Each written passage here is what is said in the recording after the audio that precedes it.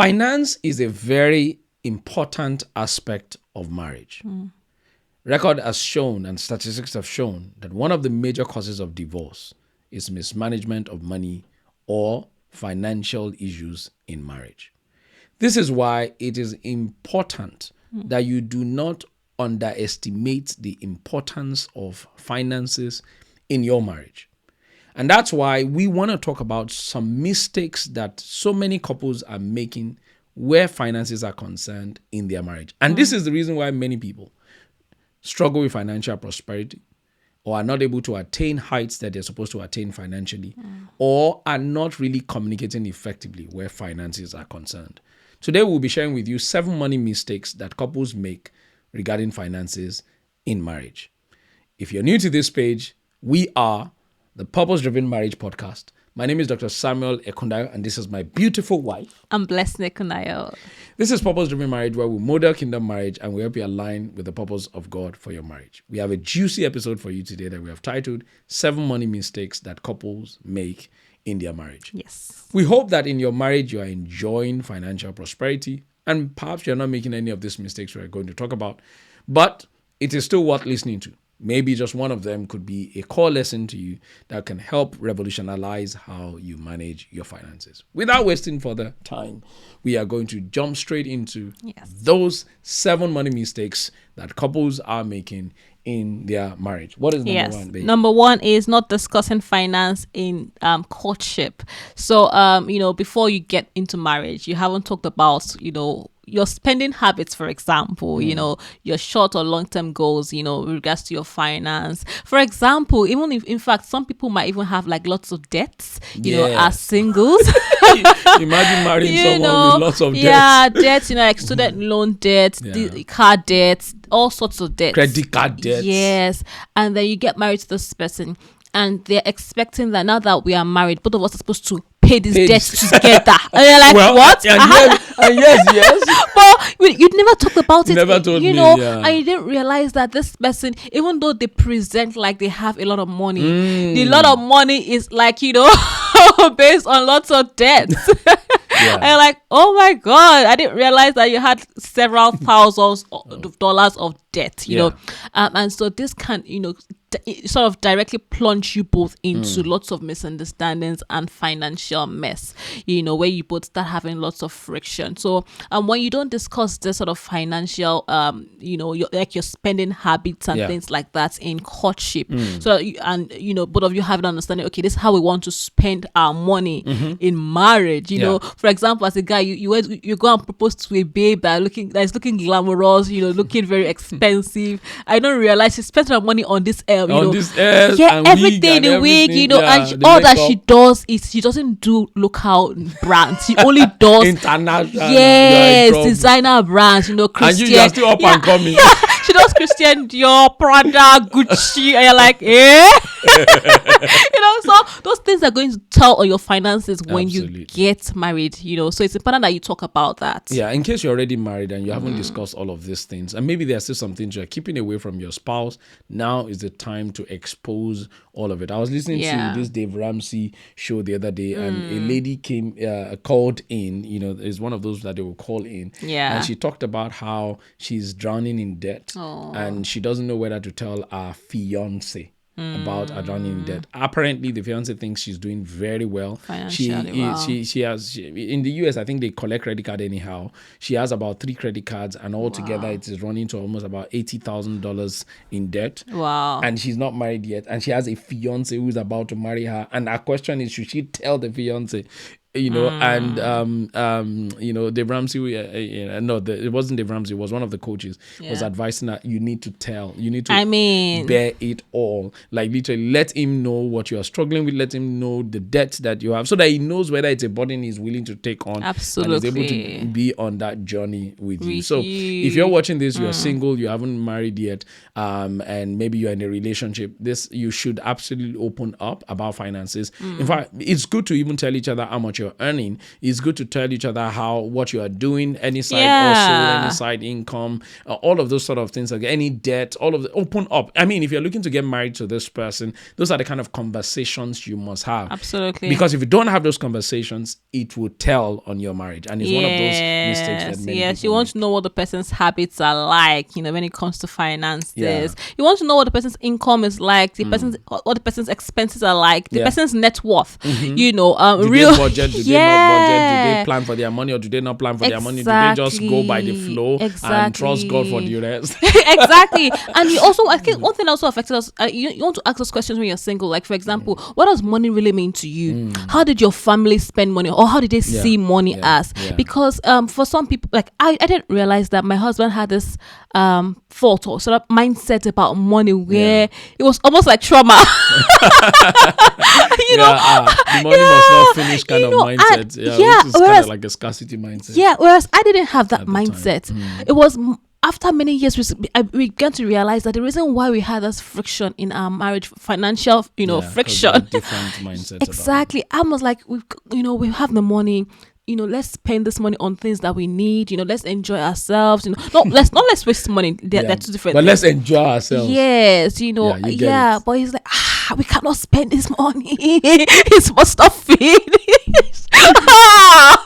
I'm like, because we didn't discuss it very well in courtship, and that's why we are actually warning people who are yet to be married and those who are married who didn't discuss this in courtship. It's time to actually sit down and have a conversation. And that takes us to number 2. We have already started engine on number 2, which is not understanding each other's money language, money temperaments, money language. Very, very important. Like we said earlier on, you need to sit your spouse down, both of you alone with no distractions, and you begin to talk about your money habits, your money language. How do you see money? Like that question, how do you see money? What is money like for you when you were growing up? How did your parents handle money? And how has that shaped how you now see and handle money? Because they may seem little, they may seem like just questions, but they can reveal a lot of things. They can reveal a lot of trauma. They can reveal a lot of hidden battles with money, hidden mindset, hidden temperaments, and from that you get to find out a lot, and you see why the person behaved the way they behave where finances are concerned, and maybe through that you can help that person, or you can both help each other. Absolutely. I think for us, by the time we realized, okay, this is why my husband handles money this way, it made me understand him better. My wife handles money. It made me understand him better, and it made me understand her better. No, I just have to say my part.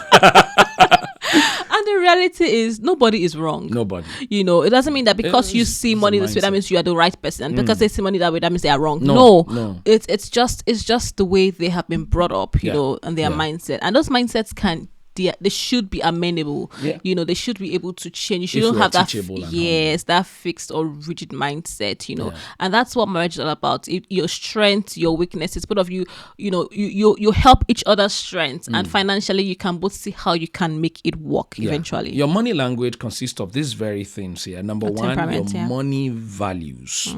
Your money values. Some people see money as a long-term thing, or some people see money as short-term thing. Short-term means let us spend it now and finish it. God will provide tomorrow. And some people see it as a long-term thing. Let's save up to buy a house. Let's save up to buy all these big things. Or this, like, it's about project. Number 2, your money temperament. Some people are consumer driven, and some people are very conservational oriented, and then some people are thrift oriented, and some people are spendthrift. Like my wife said earlier on, they may not be wrong. It is just their mindset, their temperament with money, and balancing that is really key to marriage. In fact, what we have realized is the opposite attracts where this is concerned. You find somebody with a long-term mentality with money always attract a short-term mentality with money. Someone who is a thrift would always attract a spendthrift. It's just a way. And the goal of God in bringing those people together is to balance up. That the thrift eventually now gathers some spendthrift mentality. The spendthrift person also gathers some thrift mentality. The saver gathers, some spending mentality, and the spender gets some saving mentality, and they balance. You rub off on each other. If they are teachable. If they are not teachable, it will not work. Also, you need to understand your money strategy. Are you a deliberate person with money, or you're carefree? There are some people who are very deliberate with money. Every money that comes into their hand is towards a particular thing, towards a particular thing. So those people, they can save for the next 1 year. 20 years. They are still saving because the money is supposed to be for projects. Or investment. They may not eat in that house, but they'll be investing. So you find people like that. And then lastly, your money action. Are you an achiever or receiver? Some people see money as something to achieve with, and then some people see money as something they must keep receiving, but they will not do anything with that money. They just keep receiving it and keep storing it and all of that. So you must know all of these things. They form your money temperament. They form your money. I think we should also sort of do like an episode where we talk in depth about money language. Because it's very important, and each money language has its own advantage and disadvantage. So there is no one that is perfect. Nobody is perfect, and no one is right or wrong. So if you have that approach that one is right, one is wrong, you will never maximize the benefit of each of them. Yes, because all of these languages have their strengths. Yes. So you must be able to maximize the strength. Like my wife now, these people have abundance mindsets, right? We can spend all the money now and trust God for the rest. Babe, not all the money. Okay, some of the money. Sorry, most of the money. And people like us, our own mindset is, let's save the money. We should save it. Let's not spend it. Let's not spend it. Do we need to spend that? Yeah, let's not touch Why do we need to spend it? Let's not touch that money. We can use it to invest. We can use it to buy car. We can use it to buy house. And all of that. But later on, as you, I'm like, when are we going to enjoy the money? Please enjoy the money, okay? It's not when you die that you now enjoy this money. Let's enjoy. So that balance in it, has really helped our home, and it helps that one would have a teachable mindset to be able to learn from the other person, and the other person learn from you. Very, very important.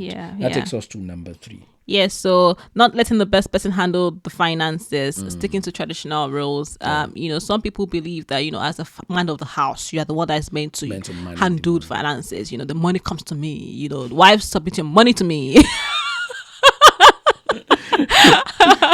Because I'm the man of the house and I do whatever you do, whatever I say. All of those. That kind of mindset is not ideal. It's not going to work in marriage. It's important that the person who is able to manage the finances better, who has that strength, who is not the person that is spending all the money, else you just realize that there's no money left in the house. So that's why it's important to have that open communication about your finances in marriage, with transparency to each other. Yes. And I think this would also work a lot more if both of you have like a joint account, but if both of you are keeping like separate accounts, you are doing your own, he's doing his own, it's not going to be able to sort of work effectively. I mean, you could go watch our video or how we manage our finances in marriage. Yes, that would really help.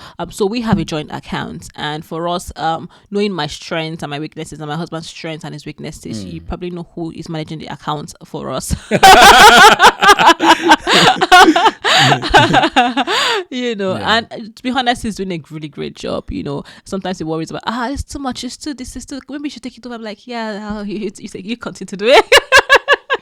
Because I actually appreciate that you're doing a good job, baby. And with that, it helps us to plan. It helps us to forecast, and even though he's doing it, we still work together. Hold each other accountable. Yes, we still have these meetings on what's our finance like.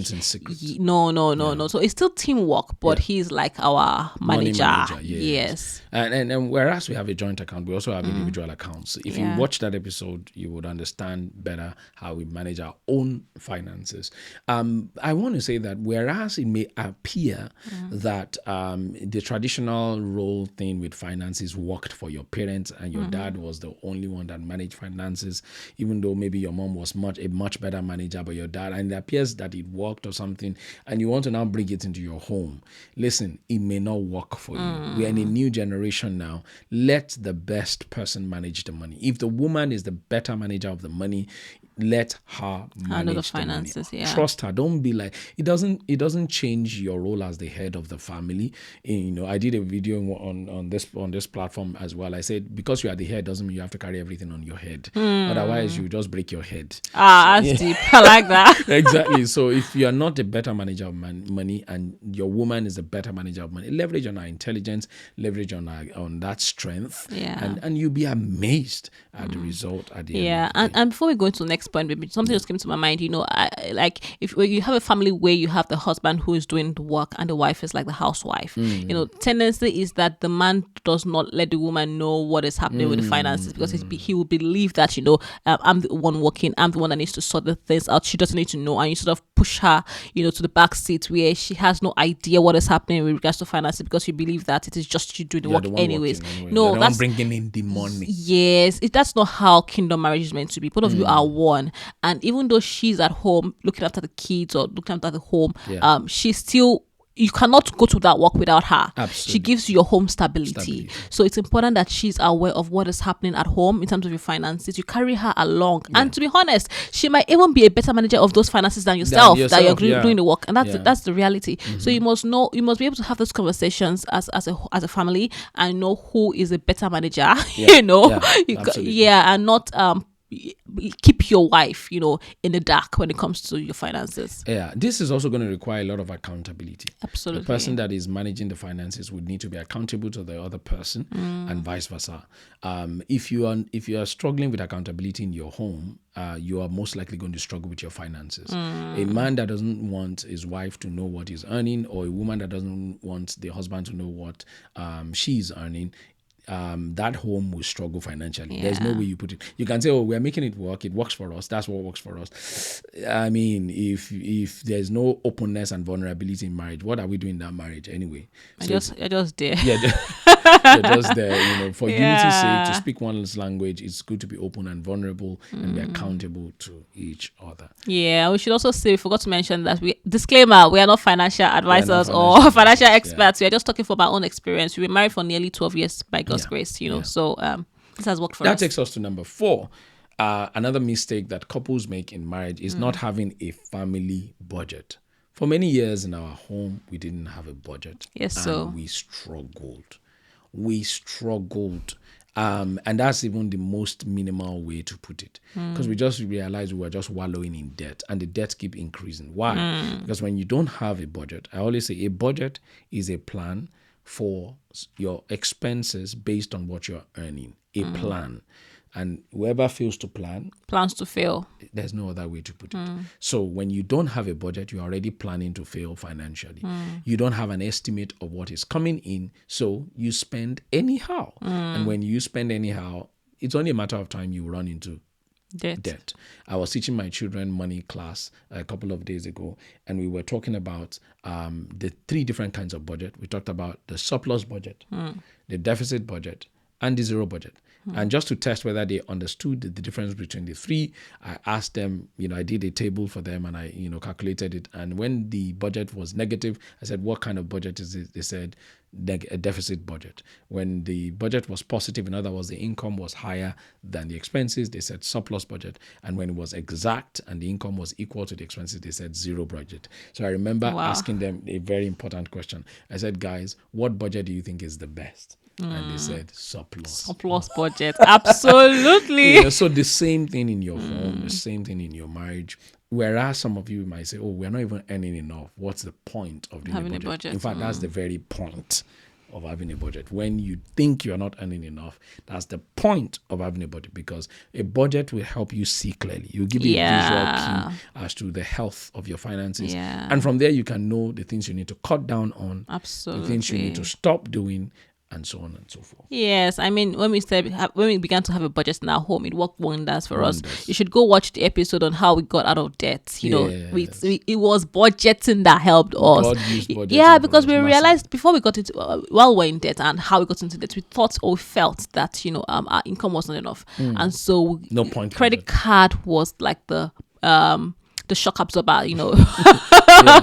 True. We were relying on credit card for additional income, for our expenses. Yeah. But by the time we took our budget seriously, our finances seriously, and we started budgeting, we realized, that we could do this. We started saving. Yeah, even from the money that didn't look like it was enough. Exactly. We started saving from it. Yes, so we had to cut down on our unnecessary Expenses, expenses, and saying no to some things. And you would realize that budgets would actually help you. Apart from even you being financially strong, it also helps you as a couple to bond. It helps you to be in alignment Yes. together because Talk about your money, yes, to you're talking discuss. together as a couple. You're planning. Okay, we shouldn't spend our money this way. We should spend it this way. This money should go into this. And it takes discipline. That's the truth. It takes discipline because you have to cut down on some of your tastes. Absolutely. But it helps you in the long run to be able to invest. The root of accountability is that budget. It's that budget that can help you to be accountable to each other. So when we talked about accountability the other time, without a budget, you're going to struggle to be accountable. And that's why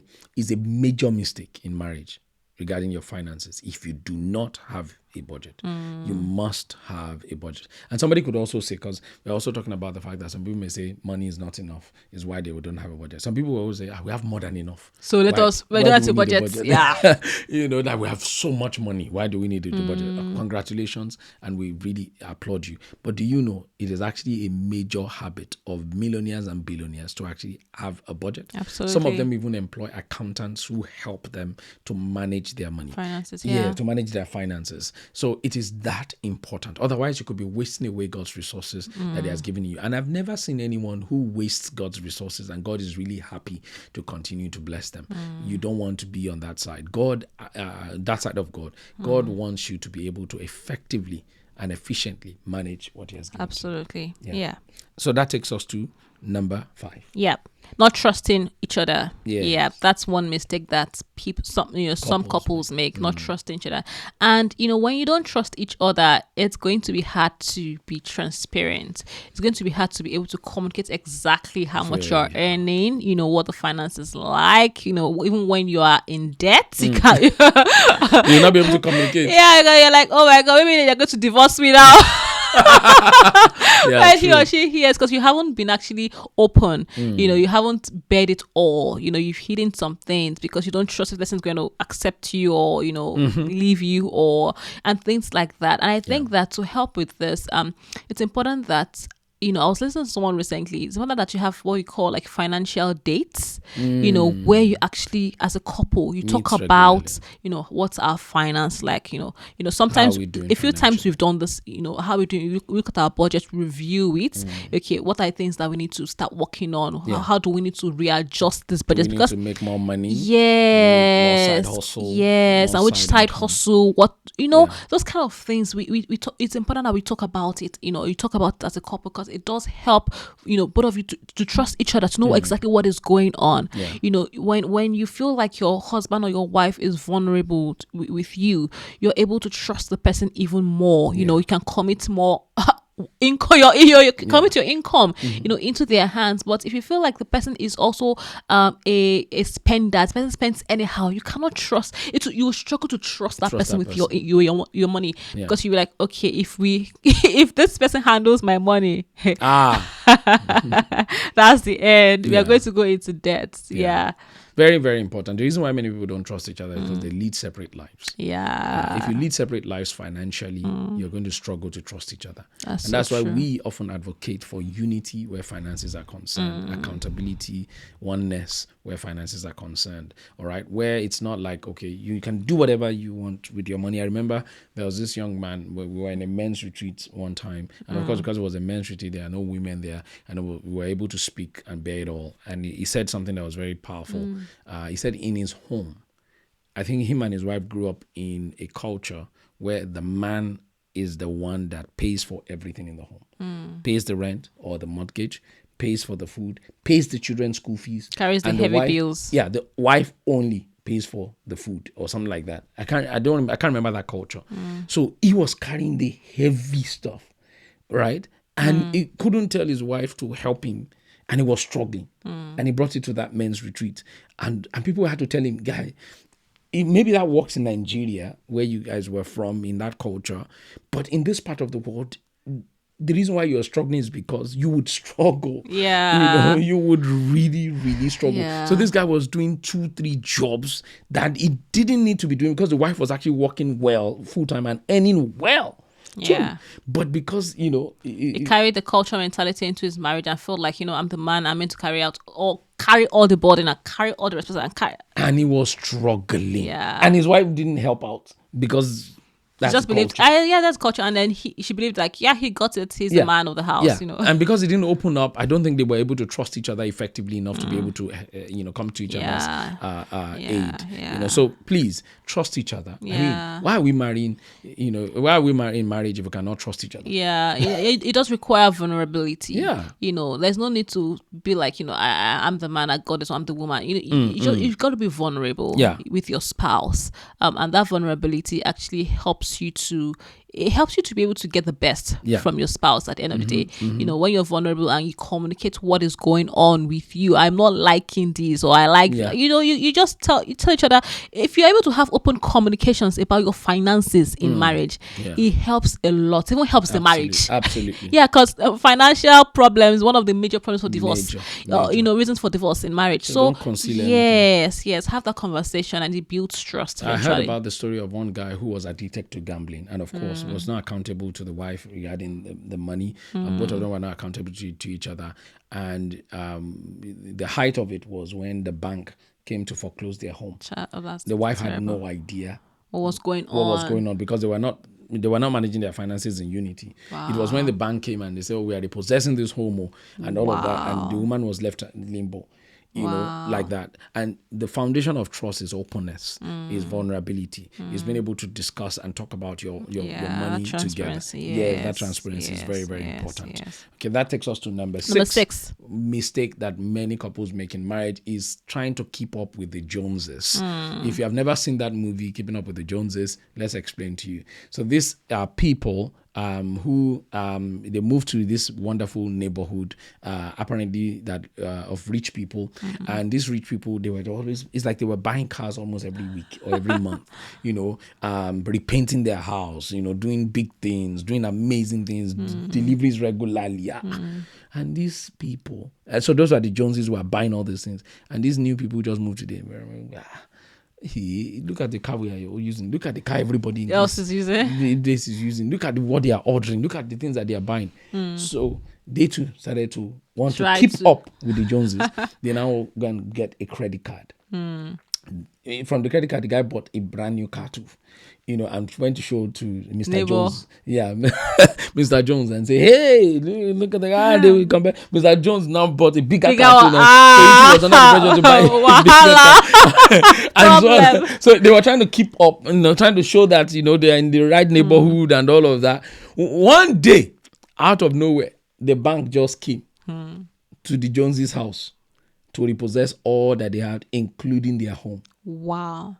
That was when they realized that the Joneses have been using credit card and all of debts to sustain that lifestyle that they had. And remember, because these guys too have been keeping up with the Joneses, they had their own debts, credit card, all of those things. Just a matter of time. Yeah, that was when it now dawned on them that keeping up with the Joneses is dangerous, and they got into trouble. Yeah. So keeping up with the Joneses means trying, spending what you cannot afford, spending the money you don't have to impress the people you don't that have. They don't even like you. I don't like you. That don't have no business with you. It is dangerous. Yeah, it reminds me also of the story of I heard from Apostle Samuel recently during his message. He said, some people like to behave like the way rich people behave. People that can afford it basically behave. Pastor Samuel is in Nigeria, so they spend naira there as a currency. It was like some people. Some of you will go to a restaurant, you spend like 200 to 300,000 naira. Per meal. That restaurant, you want to behave like the big men. Whereas those big men, if they spend that kind of money on one meal, they've made the money already in a second. Whereas you, after eating that food, you cannot sleep at night. because you have spent all your money. You spent almost all your salary. Spending money that you cannot sleep at. You spent almost all your salary. You have to wait for another 4 weeks again before you get another salary. So you cannot compare yourself with somebody else. Don't fake it till you make it. Yeah, so spend only what you can afford. Live within your means. Like what my sometimes says, it says, cut your coat according to your cloth, not even according to your size, because that your cloth it may not be able to fit your size, depending on the size of the material. So it's important that you just do what you can afford. Don't try to keep up with anybody's lifestyle, or else you just run yourself down. Somebody said, whenever we buy things to impress other people, interestingly, people are not necessarily impressed by you. They are just impressed by that thing. So, for instance, if you buy a brand new car now and you are trying to show it off, you think that the people are looking at you and wanting to be like you. No, they are just admiring your car. They are seeing themselves in the car. They are not seeing you. So please don't try to do something to impress people. No, impress yourself. Just do what you can. Live within your means and be happy with yourself. When the time comes, you will be able to afford all the things, all the good things of life. That's our story to the glory of God. There were times in my life, in our marriage, where I was going to second-hand shops to buy things, for clothes. There were times when I had this wonderful friend, the brand new ones. Yes, that gave me her clothes. That she had worn, and you wore it graciously. There are some people you give them things they will never wear it. I was so happy. But these days, to the glory of God, we're married then. But these days we can afford, by God's grace, all that we want to afford. So it takes time. Willing to grow. Don't try to break the bank just because you want to live or maintain a certain fake lifestyle. It is a dangerous thing to maintain a lifestyle that you cannot yet afford or that you have not developed the mindset for. It is a dangerous thing to plunge you into serious debt and into serious trouble. And that takes us to number 7. Yes, not having a giving culture. When you don't have a culture that gives, the Bible says it's more blessed to give than to receive. It says, give and it shall be given unto you. Good measures, pressed down, shaking together and running over. God will cause men to give unto your bosom. So it's important that you give, because it's a law of sowing and reaping. When you don't have that culture of giving as a couple, it's going to be difficult to actually reap, because you are sowing. You are sowing. So how can you allow God to, you don't give room for God to actually bless you in return. So whether it's giving to God, like you go to church, or giving your offering, like your tithe, or even giving to people around you, don't be a kind of person that you just withhold. You cannot give. It is not good. Just me, my family, and I. It's not a good lifestyle. The Bible says there's him that withholdeth, and that person tended to poverty. But there's the one that sows sparingly. That one, he reaps a lot. Very, very. That one tends to abundance. The Bible says, he that giveth seed to the sower and bread to the eater. And that is a testament of the kind of person you are. God will give you, if you are a eater and you are always eating, he will give you bread. And that means you just go to the toilet. That's the end of the bread. But he will give seed to the sower. And when God gives seed, it means out of that seed you will still eat. Yes. And you still have more to sow. So be a sower. Be the kind of person that God can give more to, so that you can be a blessing to others. That's what we mean by that. And guess what? People who are rich get richer because they are more benevolent and they do more for other people. Hallelujah. We want to give you a bonus point, and it is that many couples don't seek help. Many couples don't seek help. They don't cry out for help. They are drowning in debt. Like, it's like somebody drowning under a water or river, and the person is not crying out for help, and the person is still trying to freestyle their way, or trying to pretend that they actually swim when they're actually about to drown. Babe, one thing I realized lately about this finances thing, some people have grace for it. It's just so easy for some people. And for some people, maybe because of the kind of mindset that they have, the kind of upbringing that they have, the kind of people they've surrounded themselves with, or maybe, they just broke into wealth or something like that. It's easy for some people, very easy. In fact, the entire risk of investing is very easy for some people. And then it's difficult for some people because of all those other reasons as well. If you cry out for help when you're struggling, you realize that these people that you cry out to, who finances is very easy for, they will be able to help you. Absolutely. I remember when we were drowning in debt, we had to call financial advisors. Yeah. We had to call for help. Yeah. And it was the advice that they gave to us. Like budgeting, for instance, was not something that we read in a book and just discovered. No, we heard it from experts. Yeah. We learned it. And that was when we developed our own budget. We opened up Excel spreadsheet and started to calculate this is the income, this is our outgoings, and these are the bills and all of that. Then we pulled ourselves out of that because we cried out for help. So in case somebody is watching this, and you need to cry out for help, do not hesitate to. It doesn't make you any less than you are. Yeah, and you should go and watch our other episode also on how he's, paid over almost $50,000 debts. Yeah, you should go and watch the episode. Yeah, please, it's not a sign of weakness to cry out for help. In fact, it is a major aspect of courage to ask for help. You cannot be drowning and watch yourself drown without calling for help. It's not demure. It's not mindful. And it's not cutesy either. All right, we hope this has been a blessing to you and you have learned one or two things that will help make your finances better in your home and in your marriage. Once again, this is the Purpose Driven Marriage Podcast. Like the video if you have not liked the video yet. Like the video if you like the video. Yeah. And subscribe to this channel so that you don't miss any videos. Guess what? We have decided and we are committed to giving you almost about 2 to 3 videos every single week now. So this channel will be pouring in with lots and lots of goodies for you to learn and to benefit from. So if you like this video and you want to see more videos, please subscribe to the channel. Leave us a comment, let us know. We will need to let you know this was recorded. And so in case you're watching and you're wondering why we're not live, it was recorded because we are going on a Christmas holiday as a family. And watch out for vlogs and posts that has to do with that travel. Yes. God bless you and thank you very much for tuning in today. And Merry Christmas to you and your family. Merry Christmas to you and your family. God bless you. Bye-bye now.